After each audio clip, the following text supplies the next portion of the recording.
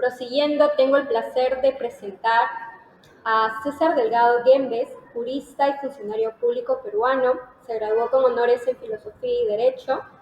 Ocupó roles claves en el Congreso. Asimismo, llevó a cabo estudios parlamentarios en Alemania, Estados Unidos, Reino Unido y Canadá. Asumió el cargo de suboficial mayor de la Cámara de Diputados y del Congreso. En esta oportunidad, el magíster Delgado expondrá acerca de la implementación de la bicameralidad en el Parlamento peruano, análisis del proyecto de ley, exposición que tendrá 20 minutos de extensión. Procedo a cederle la palabra. ¿Puede prender su micro, por favor? Muy buenas tardes. En principio agradezco al taller de estudios parlamentarios y al taller de reforma política por la invitación que me han cursado para participar en este importante conversatorio. En principio quisiera aclarar que yo ya no soy funcionario público porque me jubilé en diciembre del año 2019, acogiéndome a un programa de retiro voluntario con incentivos porque me resultaba más económico que la sanción que me querían imponer entonces. Más allá de esta especie de anecdótica de referencia que puedo hacerles, lo que me preocupa en relación con la propuesta de bicameralidad, en principio es cuál ha sido el diagnóstico que se ha utilizado para llegar a la conclusión que la opción más eficiente, más eficaz, más efectiva para solucionar el supuesto problema ante el que nos encontramos como sociedad es la bicameralidad. Me temo que no existe tal diagnóstico. En realidad, si habláramos de la justificación para la bicameralidad, sinceramente no la encuentro en otra razón más que tratar de cambiar detrás de la fachada de los problemas que tenemos a nivel político una situación en la que los niveles de representación son escasos, son vagos, son muy limitados. El problema principal de nuestro sistema de democracia representativa es que es insuficientemente representativo. Antes de entrar en materia, quisiera hacer un comentario que tiene que ver con una perspectiva quizá un poco más abstracta, más amplia, que permite comprender la situación histórica en la que nos encontramos. Quien fuera ministro de Economía en Grecia, Yanis Varoufakis, ha hablado recientemente de que el sistema capitalista ha muerto y por lo tanto que el sistema de democracia liberal que estamos acostumbrados a tener dentro de nuestras organizaciones políticas también sigue la misma suerte que la muerte del capitalismo. ¿Qué es lo que afirma el profesor Yanis Varoufakis? Afirma que nos encontramos en una nueva época, y esta nueva época él la denomina como neofeudalismo o tecnofeudalismo, donde el poder no lo tiene ya más el Estado, sino las grandes empresas, pero no las mismas grandes empresas o el mismo tipo de capital monopólico del que hablaba Lenin en su El imperialismo, fase superior del capitalismo. Lo que afirma el profesor Yanis Varoufakis es que nos encontramos ante un régimen gobernado por las FANGs, F-A-N-G-S. ¿Qué representan las FANGs?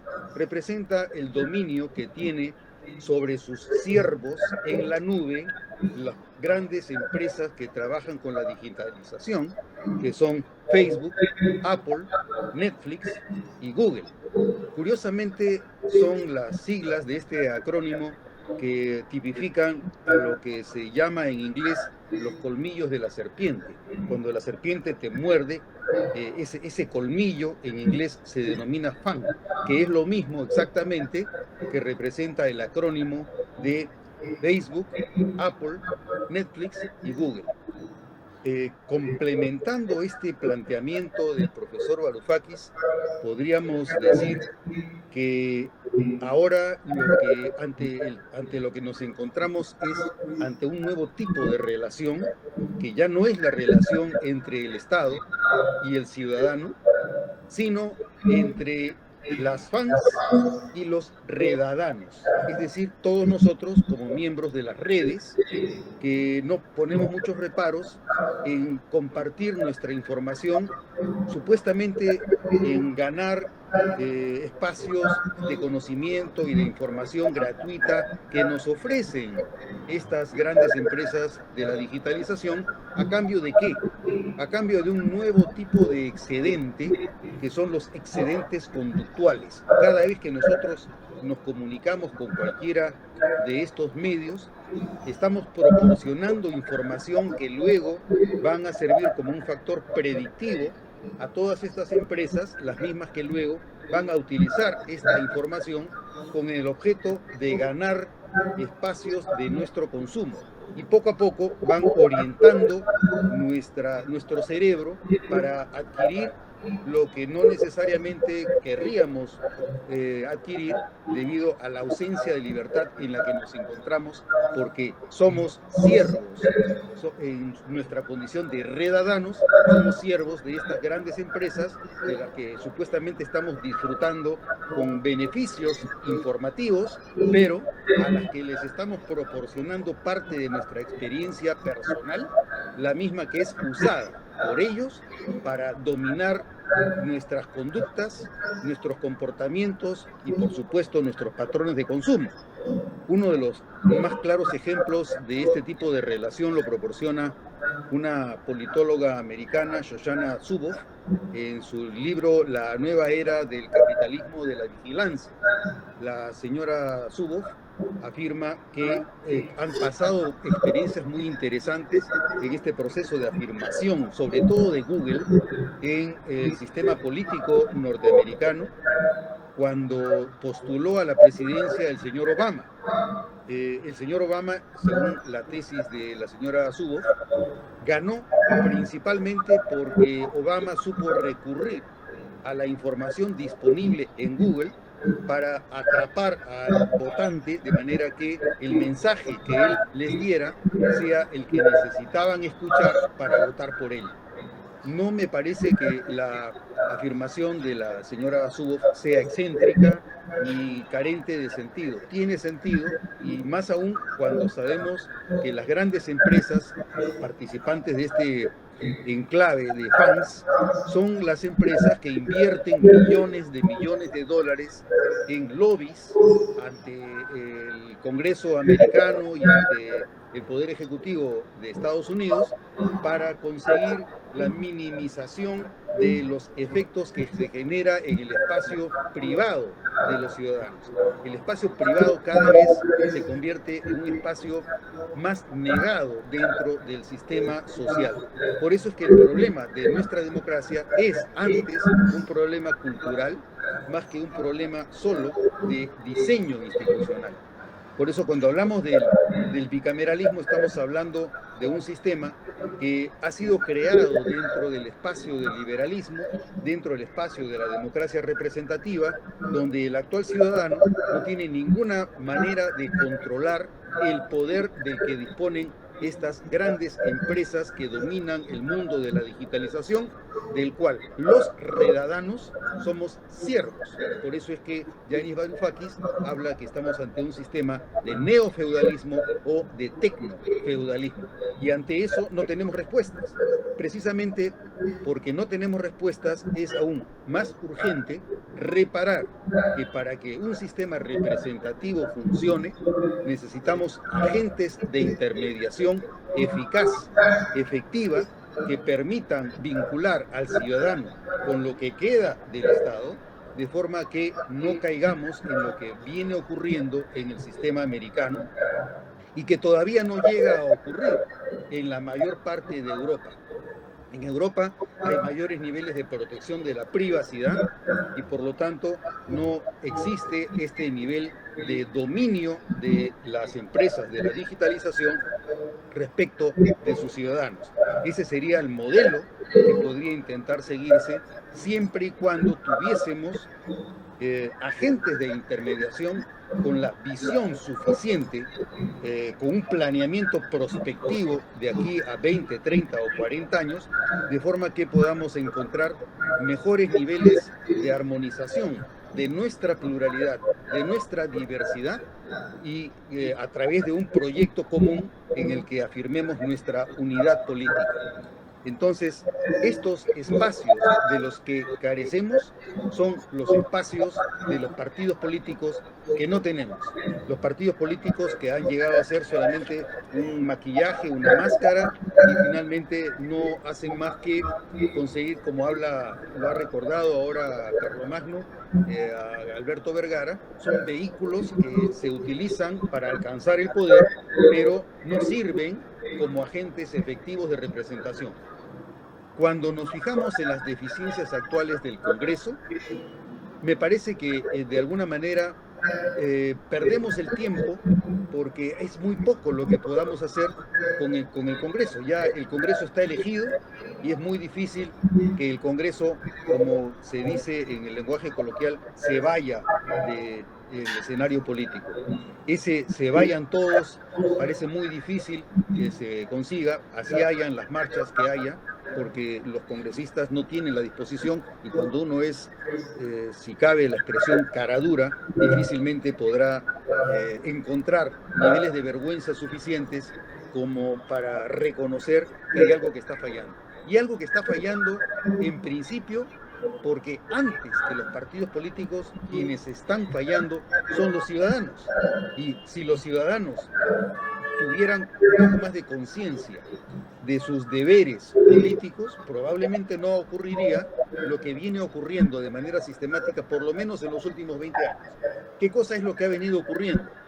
Que el Parlamento, en promedio, desde el año 2001 hasta la fecha, en el Parlamento solamente está representado, en promedio, repito, alrededor del 41% de la población electoral. Casi el 60% de la población electoral no tiene representación en el Congreso. ¿Y eso es consecuencia de qué? Es consecuencia, en primer lugar, del el nivel de autoexclusión que existe entre nosotros mismos cuando optamos por no votar, en primer lugar. En segundo lugar, cuando optamos por votar, pero votamos nulo o blanco.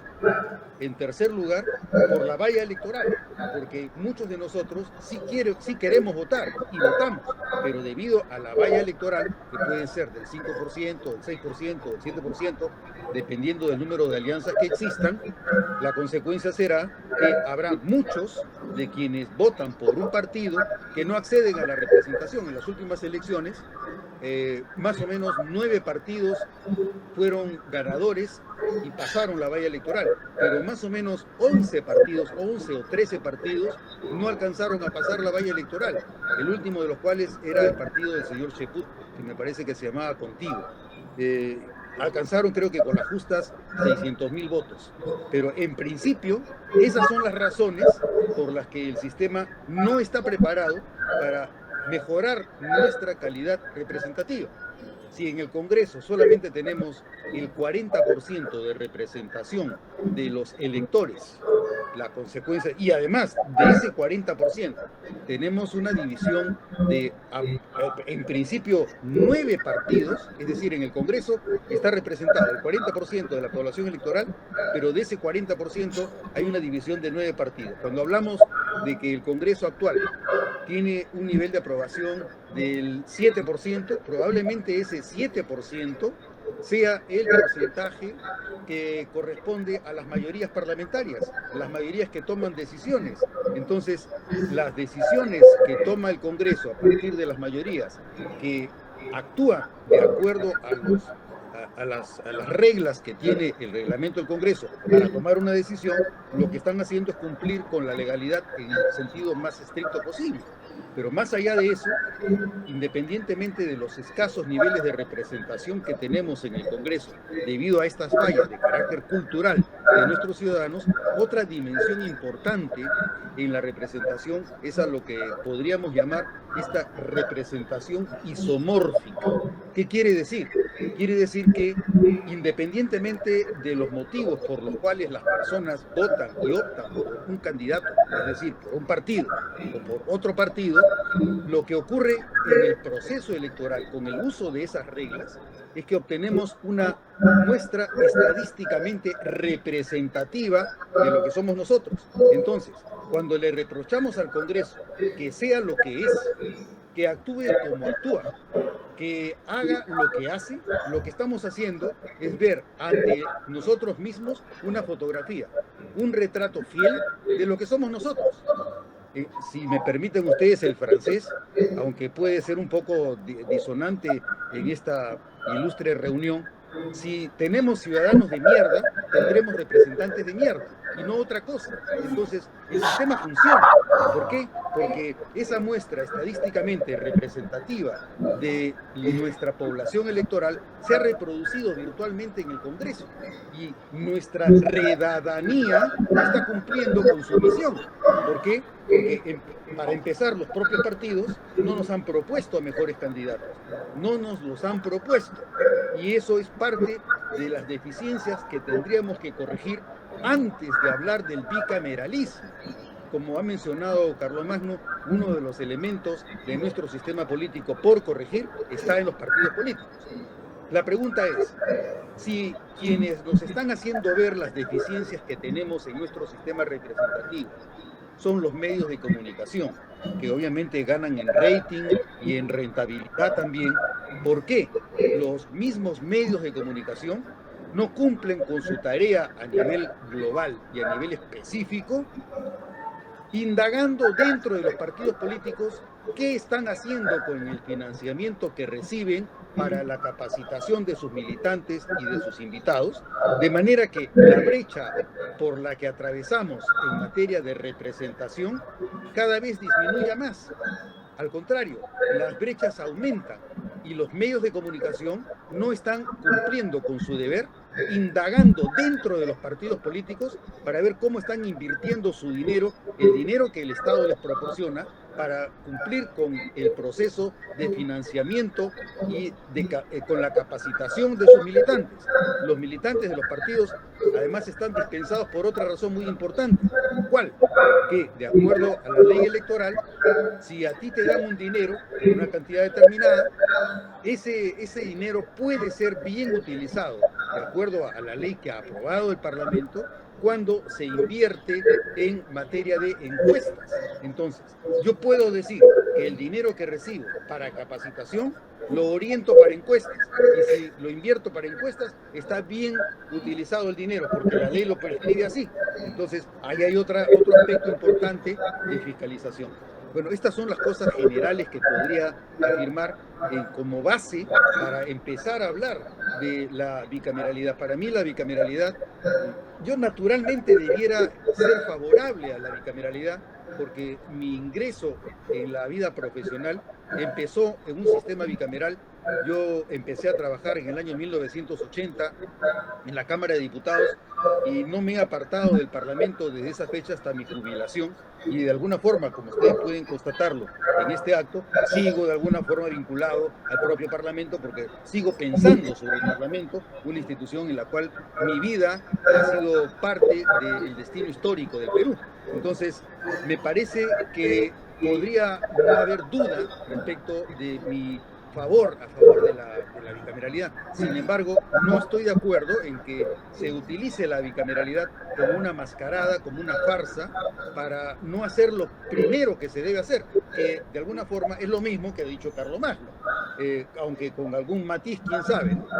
Lo más importante para mí es que se sepa que el problema principal, antes que el o el bicameralismo, es el problema de la insuficiente representación en el Perú, problema que depende en gran parte de los partidos políticos. Pero si queremos hablar de elementos técnicos para la bicameralidad, el diseño que se ha utilizado a mí me parece deficiente. ¿Por qué? Porque se sigue utilizando un sistema en el que el gran problema es que no hay un diseño adecuado dentro de este programa. Si hay alguna oportunidad posterior, yo podría aumentar un poco estos planteamientos, pero creo que es importante en este instante que dé paso al siguiente ponente para continuar con el conversatorio. Muchas gracias.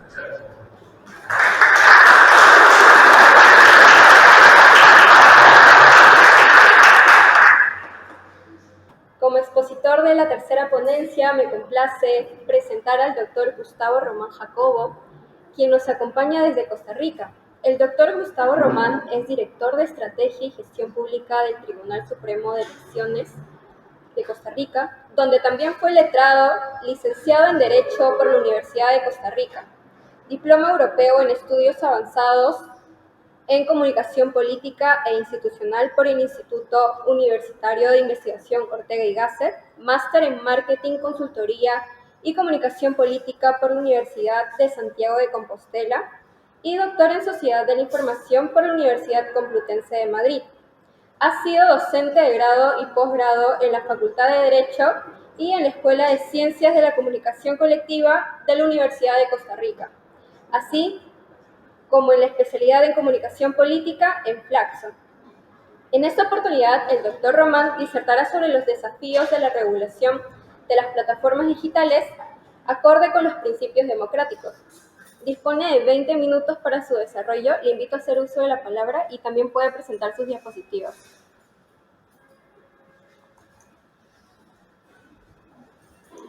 Su micrófono, doctor. Muy buenas tardes. Quisiera saber si se me escucha bien primero. Bueno, pues quiero empezar agradeciendo muchísimo la invitación. Para mí es un honor presentar en la Universidad Nacional Mayor de San Marcos, decana de América, y tener a través de estos mecanismos la posibilidad de compartir un tiempo con ustedes. No tengo el gusto de conocer el Perú aún, pero a los costarricenses tenemos una deuda histórica, afectiva con su país, particularmente con la figura de don Ramón Castilla y Marquesado, que a mediados del siglo XIX tuvo un papel decisivo cuando las pequeñas repúblicas centroamericanas, entre ellas Costa Rica, fueron agredidas por forajidos conocidos como filibusteros, patrocinados en buena medida por los estados del sur de los Estados Unidos con un proyecto esclavista. El apoyo del Perú y particularmente de don Ramón Castilla fue decisivo para que Costa Rica y el resto de países de Centroamérica conservaran su independencia. Así que valga esa mención para introducir mis palabras. Por favor, indíquenme si están viendo en pantalla completa la presentación. Todavía no.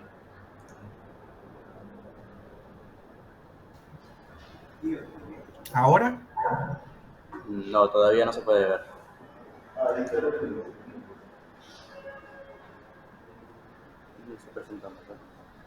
Vamos a ver.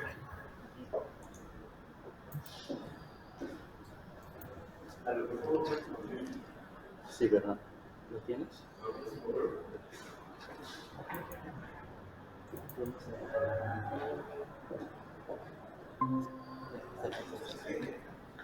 Ahora sí, ¿verdad? Sí, ahora sí.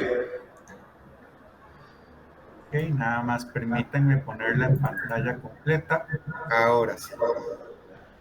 Bueno, yo voy a hablar algo un poco lejano, aunque no del todo, de lo que han presentado don César y don Jorge, que han hablado más de la organización, de la representación política, de modelos bicamerales y del sistema de partidos políticos. Y como decían en la presentación, voy a enfocarme en el tema de la desinformación, como un desafío que yo considero clave para las democracias en todo el mundo y particularmente en América Latina. Y es un tema que es fundamental, es central, no es tangencial para el sistema democrático por la particular relevancia que tiene la información en la democracia como sistema político. Yo creo que tiene un papel más relevante que en cualquier otro sistema político por el sencillo hecho de que la democracia es el régimen de la opinión pública y que esa opinión pública se construye sobre la base de la información a la que podemos acceder. Y no solamente acceder, sino además comprender, procesar. Uno revisa las constituciones de nuestros países y sus jurisdicciones constitucionales y es fácil tomar nota de la importancia, la relevancia sustantiva que tiene la garantía del derecho al sufragio y la libertad de expresión. Las dos cosas, la libertad de expresión y el derecho al sufragio. Pero para ser eficaces en el sistema democrático, tanto la libertad de expresión como el derecho al sufragio requieren información veraz sobre los asuntos públicos. Decía Hannah Arendt que la libertad de opinión es una farsa si no se garantiza la información factual, y se requiere capacidad para comprender esa información. Y eso pasa por conocimiento, pasa por el recurso del tiempo, pasa por la educación, pasa incluso por la nutrición. No basta con una serie de garantías escritas en documentos constitucionales si en la práctica los ciudadanos no tienen los recursos efectivos para ejercer con músculo el derecho al sufragio y con contenido la libertad de expresión. Y este es un tema fundamental en las democracias, por eso ahí lo ilustro con ese buen libro de José María Maraval, que es El control de los políticos, y con esa pequeña caricatura que retrata cómo, incluso ejerciendo el derecho al sufragio, puede acabarse siendo víctima pasiva de sistemas sobre los que realmente no se puede ejercer poder. Porque para poder ejercer el poder a través del sufragio es necesario que ese sufragio esté, si me permiten la metáfora, vitaminado con información veraz, con información oportuna y con conocimiento forjado en la conversación pública. La segunda razón por la que es fundamental la información en democracia es por la relación que hay entre información y control del poder. Permítanme nuevamente aquí citar a Hannah Arendt. En Los orígenes del totalitarismo dice que el súbdito ideal del régimen totalitario no es el nazi o el comunista convencido, sino el hombre para el que ya no existe la distinción entre hecho y ficción, entre verdadero y falso. Y es fácil de comprender que en un ambiente social, en un ambiente cultural, en el que ya no es relevante, significativo, claro, la diferencia entre hecho y ficción, entre verdad o falsedad, no hay forma efectiva de controlar el poder. Y donde no hay forma efectiva de controlar el poder, no hay garantía de libertad para los ciudadanos y para las ciudadanas.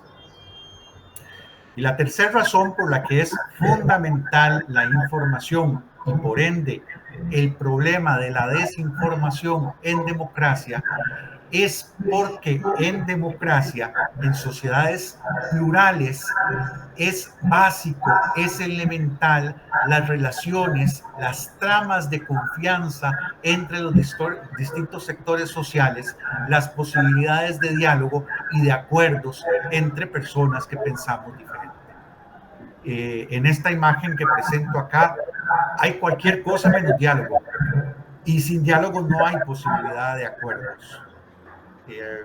Yo creo que se ha cometido un error en los discursos contra la desinformación, contra las teorías de la conspiración, contra las fake news, insistiendo en que tenemos que ser desconfiados, en que tenemos que no ser tan ingenuos y creernos con facilidad los contenidos que nos llegan a través de WhatsApp o de Facebook.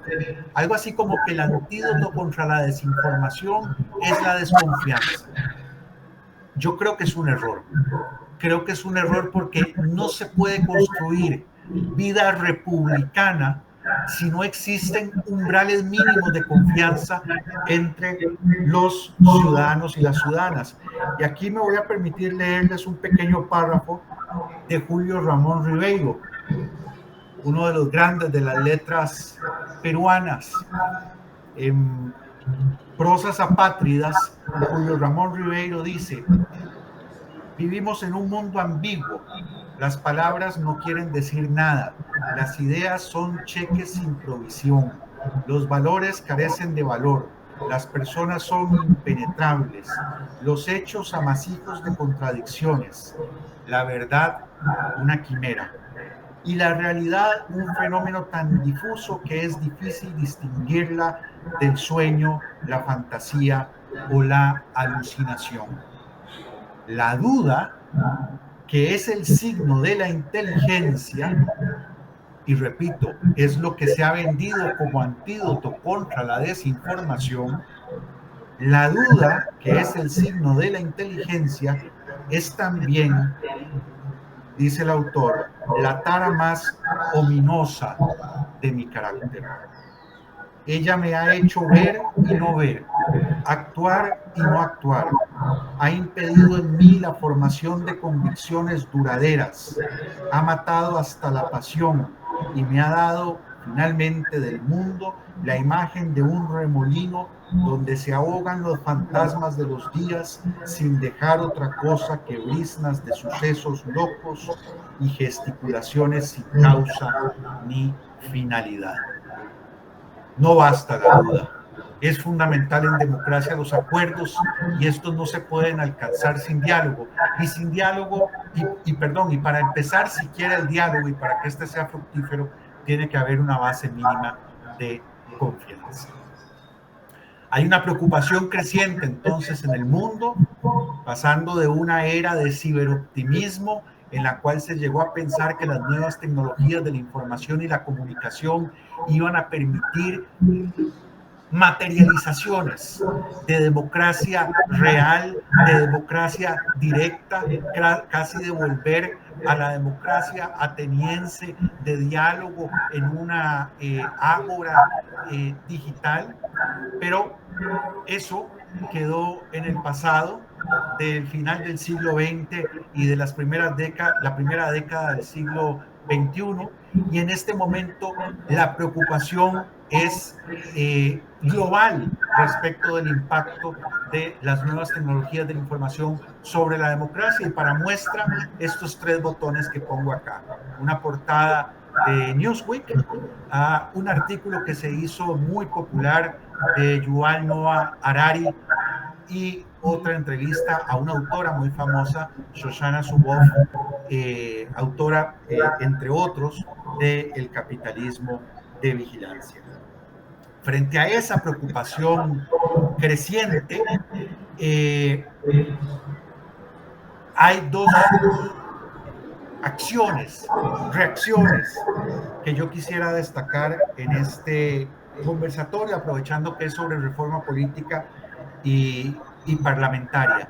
Dos reacciones fundamentales, creo yo, en particular hablo desde los organismos electorales. Una reacción tiene que ver por el lado de la legislación y la otra tiene que ver por el lado de la comunicación institucional.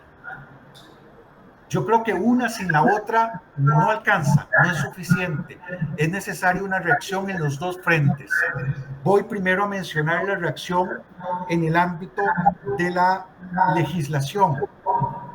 Lo primero que hay que identificar son 4 bienes jurídicos lesionados por la desinformación que es potenciada por las tecnologías digitales. No creada por las tecnologías digitales, pero sí potenciada por las tecnologías digitales. Un primer bien jurídico lesionado es la transparencia en la financiación de los partidos políticos.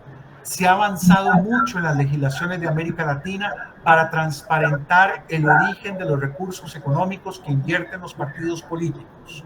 Esos esfuerzos se ven frustrados por el velo de opacidad con el que las plataformas digitales cubren, protegen, encubren el origen de los recursos que financian la propaganda en plataformas digitales. Esto es una preocupación para los organismos electorales en todos nuestros países. Yo lo he hablado también con los representantes de sus organismos electorales en el Perú, porque no nos dan la información necesaria para identificar quién está pagando por campañas masivas en YouTube, quién está pagando por anuncios en Google, quién está pagando por anuncios en Facebook o en Instagram. Un segundo bien jurídico lesionado es el de la equidad en la contienda, por la misma razón. Cualquier mecanismo de tope en el gasto, de límite en el gasto de campaña, se ve frustrado por la escasa o a veces nula información que entregan las empresas de plataformas de redes sociales a los organismos electorales de nuestros países. Operan en nuestros países, prestan servicios de propaganda en nuestros países, pero no respetan el ordenamiento jurídico de nuestros países. El tercer bien jurídico lesionado es la libertad de expresión. Y esto es paradójico, porque la libertad de expresión se ha recurrentemente utilizado como argumento en contra de la regulación. No debemos regular las plataformas porque ponemos en riesgo la libertad de expresión.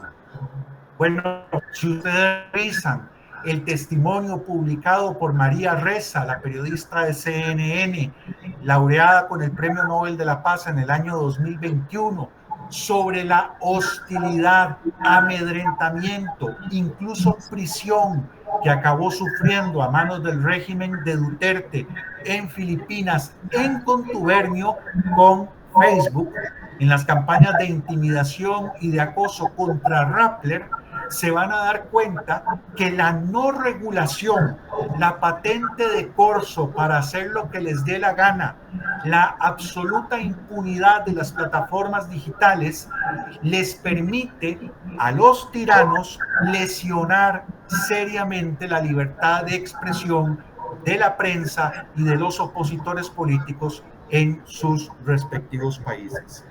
Y el cuarto bien jurídico lesionado es la libertad del voto, por supuesto, por todas las estrategias de manipulación, de construcción de perfiles psicográficos que se alimentan de la sustracción, en muchos casos ilegal o al menos desregulada, de nuestros datos personales generados con el uso de estas aplicaciones. ¿De quiénes debemos proteger estos valores jurídicos, estos bienes jurídicos protegidos? Hay que protegerlos de las empresas de plataformas. Hay que protegerlos de estos nuevos actores fundamentales en los procesos electorales de nuestros países, en su doble faceta, en su faceta de moderadoras de contenido, porque moderan contenido. No es verdad que las plataformas sean hoy espacios libérrimos de intercambios de información. Ellas aplican un control editorial desde hace años a través de inteligencia artificial y a través de revisores humanos, y también en su rol como vendedoras de pauta publicitaria. En ambos roles deben responder ante el Estado de Derecho de los países en los que operan. Ha habido una evolución en este terreno de la regulación, pasándose primero de un discurso original, sobre todo a finales del siglo XX y principios del siglo XXI, de total imposibilidad de la regulación, se decía que era anacrónico, que era inadecuado cualquier intento de regulación sobre las plataformas porque ellas ya se iban a regular a sí mismas, que la moderación propia o la autocontención era el camino que había que seguir. Este discurso afortunadamente ya está muy gastado, sobre todo después del escándalo de Cambridge Analytica. Se sonrojan quienes lo esgrimen todavía y ya no se utiliza tanto. Pero ahora se ha pasado del discurso de la autorregulación al discurso de la cooperación. Y en esto nos hemos equivocado los organismos electorales en América Latina, porque le hemos ayudado al lavado de cara de las marcas de las empresas de plataformas. Nos dan 4 cositas de cara a los procesos electorales. Cuando digo 4 cositas me refiero a que publican un banner el día de las elecciones diciendo que hay elecciones, le permiten a las personas cambiar su foto de perfil y decir que ya votaron, tal vez dan algún tipo de información en contra del discurso de odio o de las noticias falsas, tal vez hacen algún tipo de propaganda a favor de las medidas sanitarias durante la pandemia. Son caramelitos que nos ofrecen a nuestros países y a los organismos electorales de nuestros países, y entonces ya aparecen en la foto de los buenos como los grandes defensores de la democracia.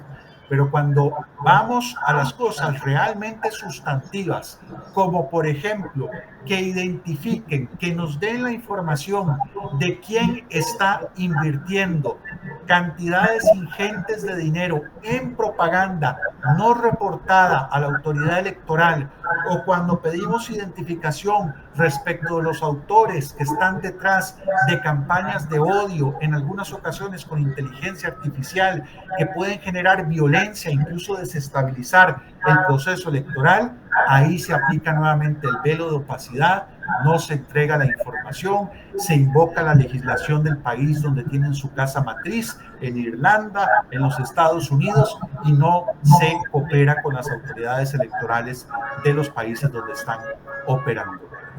Y ahora se está pasando de ese discurso de la autorregulación y de la cooperación a un discurso de corregulación, sobre todo con la aprobación de la Ley de Servicios Digitales en Bruselas de la Unión Europea.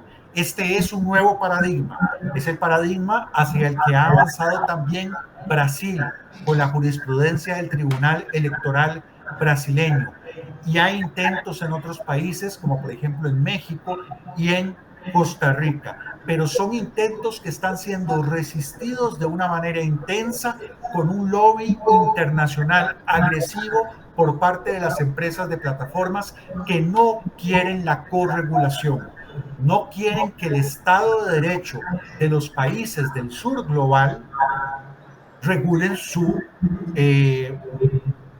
desempeño comercial y su actividad comercial en los países en los que están operando. Pero si ustedes se fijan, también en Canadá, repito, la Ley de Servicios Digitales de Bruselas, en Brasil, ya se está avanzando en legislación que les exige cosas tan básicas como respeto a la protección de los datos, como transparencia de sus algoritmos, como respeto a los contenidos propios de las empresas de periodismo, etcétera, etcétera. Ya estoy sobre tiempo, así que no voy a continuar con el tema de la comunicación, pero permítanme cerrar, para no cerrar abruptamente mi participación, diciendo que aparte de esto que he dicho, aparte de los esfuerzos legislativos que es importante que emprendan los países respecto de estas nuevas formas de comunicación y de estos actores protagónicos en los procesos electorales que son las empresas de plataformas, es fundamental que los organismos electorales asuman un rol proactivo en la gestión de comunicación pública, de comunicación institucional, por una razón elemental. Nosotros, como autoridades electorales, tenemos la responsabilidad de garantizarle a la ciudadanía su derecho a realizar la renovación democrática de sus autoridades en un clima de paz y libertad irrestrictos. Y para lograr eso, que es algo que tenemos muy poco de hacer los seres humanos, tenemos milenios de estarnos matando para resolver el tema del poder en una comunidad, el poder político en una comunidad. Es muy poquito el tiempo que tenemos de estarlo haciendo a través de mecanismos electorales, y es muy fácil que una sociedad desbarranque, se desestabilice, colapse en medio de sus procesos electorales. Es fundamental la gestión de la comunicación institucional. Las autoridades electorales deben tener un papel fundamental en nuestro tiempo en la formación, y aquí hablo, por supuesto, prioritariamente de alfabetización digital, en la información, porque la desinformación prospera en vacíos de información, donde la gente tiene desconocimiento y vacíos de información, por ejemplo, sobre cómo funciona el proceso electoral. Es ahí donde puede prosperar la desinformación, y en la reacción, en la capacidad de reacción cuando surjan estrategias y cascadas de desinformación contra el proceso electoral que busquen desestabilizar políticamente al país y robarle a una sociedad el derecho que tiene, el derecho democrático que tiene de escoger en paz y libertad a sus autoridades de gobierno. Muchas gracias.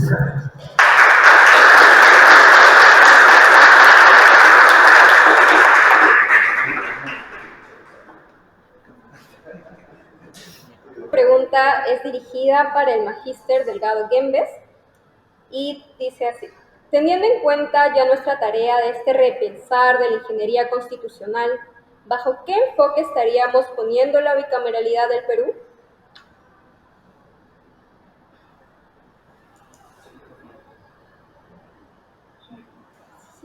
En realidad, para mí el gran problema no es tanto un problema de ingeniería constitucional, porque cuando tenemos el mismo tipo de cultura en un país, por más bonitas que sean las instituciones que arranquemos de los libros o de experiencias extranjeras, con los mismos actores, no va a haber ningún cambio. El cambio no se va a producir porque cambiemos las instituciones. Las instituciones tienen un rol que cumplir, ciertamente.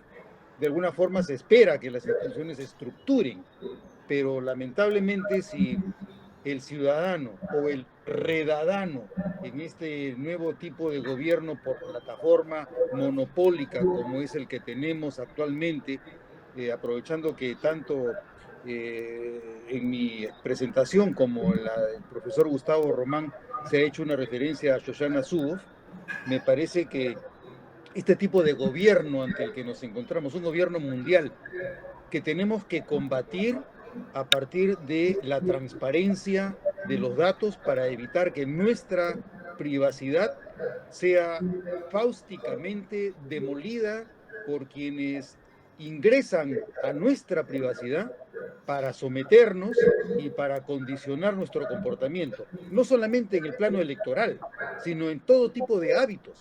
Entonces, ciertamente la ingeniería constitucional, que es un nombre muy bonito, podría tener algún papel, pero la verdad, yo les mentiría si les dijera que nuestros esfuerzos deben dedicarse a la construcción de ese tipo de ingeniería cuando tenemos problemas más urgentes como el que denuncia Shoshana Zuboff en su libro La era del capitalismo de la vigilancia. Y como el libro de ella, los textos que también tiene el profesor griego Yanis Varoufakis, quien, como se los he referido, afirma que estamos en una época en la que el capitalismo ya es de otro mundo, ya pereció, y nos encontramos ante una nueva forma, si llegara a prevalecer este tipo de comportamiento de gobierno por plataforma, nos encontramos ante un tipo de o neofeudalismo o de tecnofeudalismo en el que los redadanos son los nuevos siervos de quienes dominan la esfera política, pero más que política, solamente política, la cultura, nuestra cultura.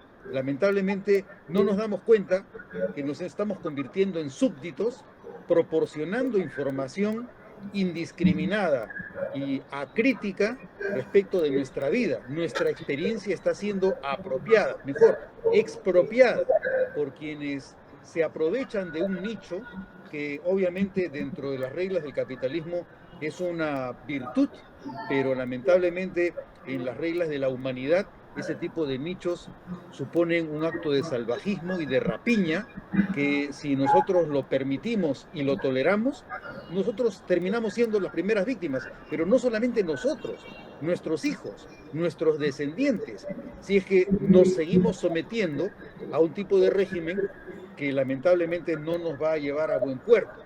Si queremos hablar del bicameralismo podemos hacerlo, pero ¿de qué demonios nos sirve el bicameralismo o para todos estos efectos la democracia representativa cuando quienes supuestamente nos representan todo lo que hacen es representar nuestra propia mierda?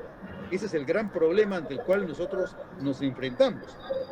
Tenemos que mejorar nuestra propia condición humana y exigir, por otro lado, que los partidos políticos cumplan con la misión que les corresponde. Si no se renuevan, ellos serán los principales agentes. Los partidos políticos son quienes filtran los déficits de nuestra ciudadanía y los van convirtiendo en las élites que deben gobernar. Élites que deben darse cuenta de la situación en la que nos encontramos. Los estados están desapareciendo en manos de las tecnoempresas y de las nuevas formas de imperialismo ante la que nos las encontramos. Si nosotros no caemos en cuenta de eso, seremos súbditos de la cratología, de la nueva forma de apoderamiento del poder por quienes nunca han sido elegidos. Y su gran virtud ha sido encontrar nichos en el mercado para apropiarse de nuestros excedentes conductuales. Lamentablemente, si caemos en el discurso de qué es mejor, el bicameralismo o el unicameralismo, nosotros vamos a ser parte del problema y no la solución. Podemos hablar de eso, obviamente. Yo les puedo decir qué cosa es lo que yo haría si tuviera que legislar sobre una mejor manera de tener un régimen bicameral. Me parece que nos encontramos ante un discurso de marionetas o de títeres cuando hablamos de si estamos ante una adecuada forma de bicameralismo en el Perú, pero lamentablemente ni el bicameralismo ni el unicameralismo son una solución cuando tenemos ciudadanos deficitarios y partidos que no cumplen con su misión de transformar las escaseces de nuestra ciudadanía en una agregación de valor público con la cual se transforme en nuestro sistema político en un sistema más digno y más humano. Por ejemplo, en el bicameralismo que actualmente se propone y que ya ha sido aprobado en primera votación en el Congreso, se habla de que el Senado se encargará de revisar las leyes, que el Senado, lo mismo de siempre, que el Senado se encarga de la designación de los más altos funcionarios, que el Senado es la segunda instancia en los procesos de antejuicio político, pero miren ustedes una cosa muy curiosa. En un hogar, el padre es el que de alguna forma tiene la autoridad para señalar en casa cómo se estructuran las reglas y qué se hace y qué no se hace. ¿Qué tipo de padre puede ser ese? Cuando el padre le dice al hijo, espero que vayas a esta fiesta, pero que regreses, no sé, a las 10, 11 de la mañana, a la 1, 2 de la mañana. El padre se va a dormir y no le importa un comino si a la hora a la que llegó el hijo. ¿Para qué sirvió esa regla? Para nada, porque el padre no interdictó la conducta del hijo. El padre no actuó como padre. Exactamente lo mismo pasa en el Congreso con las leyes. Tenemos ya no sé cuántas leyes, vamos acercándonos a los 32.000 leyes. ¿Quién sabe qué diablos dicen esas leyes? Muy pocos, no, y nunca se saben todas. Pero el Congreso, las leyes que aprueba, ¿sabe si esas leyes se están aplicando? ¿Les hace seguimiento? ¿Les hace monitoreo? ¿Para qué sirve una norma o una regla cuando no se sabe si la regla que se dictó es útil causó algún tipo de impacto, modificó la situación que tenía el Perú antes de darse esa norma. Ahí tienen un caso concreto. Eso es lo que podría hacer el Senado, encargarse del monitoreo y del seguimiento de las leyes, pero no solamente de las leyes, también de toda otra forma de legislación. En los municipios se dictan ordenanzas municipales. El Tribunal Constitucional dicta normas con rango de ley, de alguna manera. La Corte Suprema igualmente afirma qué de la ley es lo que tiene que regir y qué de la ley debe quedar excluido en los casos que administra justicia. La pregunta es, ¿y el Congreso en qué momento se entera de lo que está pasando en el Poder Judicial respecto de sus leyes? ¿El Congreso en qué momento se entera del efecto que están causando las sentencias del Tribunal Constitucional? ¿O en qué momento se entera de en qué medida las ordenanzas municipales o las ordenanzas de los gobiernos regionales están cumpliendo con los parámetros de la Constitución? El Congreso no sabe absolutamente nada de eso, y eso hace que nuestro sistema, en particular la dimensión legislativa, no sirva para nada o sirva para muy poco, porque el rol del Congreso debe ser el rol que tiene un padre respecto de los ciudadanos.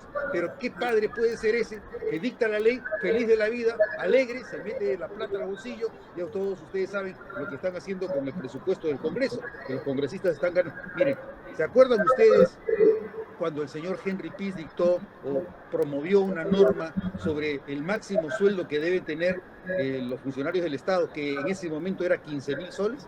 ¿En qué quedó esa norma de los 15.000 soles cuando ahora un ministro, el presidente del BCR, el Contralor General, los miembros de la Junta Nacional de Justicia y los propios congresistas están ganando 75.000 soles? ¿De qué sirvió la norma del señor Pease? Todo el mundo se ha literalmente zurrado en esa norma. ¿Para qué sirvió esa ley? ¿Para muy poco o para nada? Entonces, ahí tienen ustedes un caso en el que el Senado debiera regular un poco mejor ese tipo de comportamiento para hacer reconocer a la Cámara de Diputados qué cosa es lo que está fallando y cómo las normas que se han dictado son insuficientes, son malas, no son idóneas. Ese es el rol que podría tener el Senado en un sistema que se llame bicameral, pero obviamente, nuevamente, con los mismos actores, con los mismos operadores del sistema, con los mismos agentes, no va a cambiar absolutamente nada. Seguiremos con lo mismo de lo mismo o peor, porque se duplicará en las dos cámaras lo mismo que ahora deploramos en la única cámara que tenemos. Esa sería mi respuesta, no sé si sea satisfactoria o no, pero esa es mi opinión.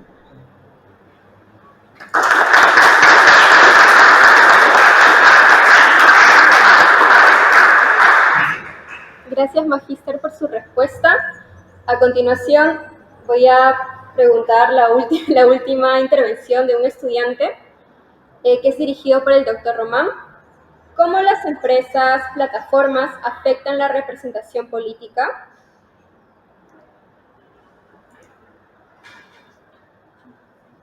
Su micrófono, por favor.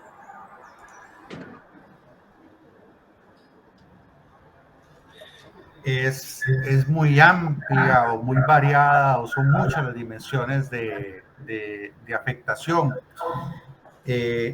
Yo diría, para empezar, que han contribuido a hacernos creer con mayor intensidad en la ilusión de la desintermediación. Al fin de cuentas, representar es hacer presente algo que está ausente. Eso es representar. Y desde los inicios de las cortes frente a las monarquías hasta nuestros sistemas representativos de democracias de partidos de masas en la segunda mitad del siglo XX,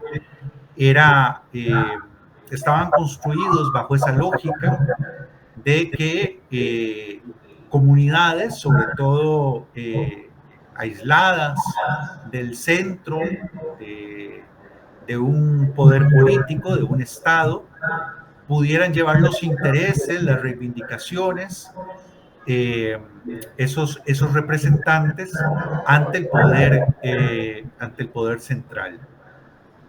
De alguna manera, creo yo, las plataformas digitales han creado una ilusión de que eso no hace falta, de que ya no necesito elegir a alguien que me represente, porque yo por mí mismo puedo tener mi propia voz y mi propia intervención en la esfera pública y ya no hace falta que nadie me represente.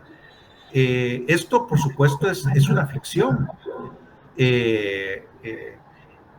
Empezando porque esa participación, las más de las veces, es absolutamente estéril. Esa intervención, esa amplia libertad para poder decir lo que me dé la gana en un tweet o en un posteo de Facebook es inocua para el poder. Es más, yo sospecho que el poder está encantado con que la gente crea que está ejerciendo una enorme libertad y un enorme poder, manifestándose sobre lo divino y lo humano las 24 horas del día sin tener ninguna incidencia real sobre la marcha de los asuntos públicos. Es decir, no sé si el 80% de los griegos votaron a favor del programa de Syriza en contra de las medidas que estaba proponiendo en su momento, que estaba imponiendo en su momento la troika, las medidas de austeridad en Grecia.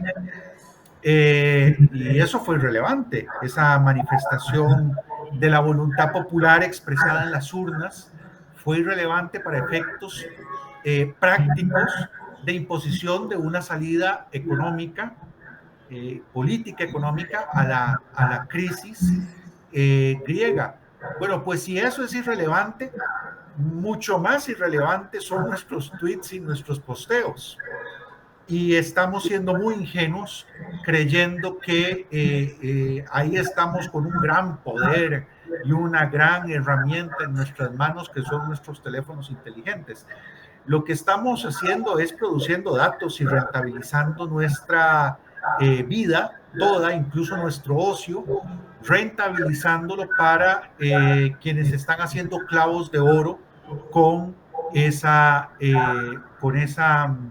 divertimento en el que estamos francamente distraídos de la acción política real que se da necesariamente en el cara a cara. Aquí vuelvo nuevamente a Hannah Arendt, en el encuentro entre las personas, en la polis, en la calle, en los movimientos sociales, en los partidos políticos, en la corporalidad y no en la virtualidad. A partir de ahí se podrían derivar otras muchas cosas, pero si pudiera apuntar una afectación de las plataformas digitales respecto de la representación política, diría que es esa. Han inoculado de una manera claramente eficiente, muy efectiva, la ilusión de la desintermediación y han debilitado entonces los espacios de deliberación política, parlamentaria, sectorial, colectiva, los han debilitado enormemente. Pues yo no sé en Perú en particular, pero en Costa Rica los partidos políticos, los sindicatos, las asociaciones de vecinos, todos estos espacios de encuentro ciudadano están languideciendo. Las energías de la gente no están ahí, el tiempo de la gente no está ahí, la atención de la gente no está ahí, porque está en la pantalla de cristal líquido, haciendo nada, básicamente, solamente generando rentabilidad para los dueños de las plataformas.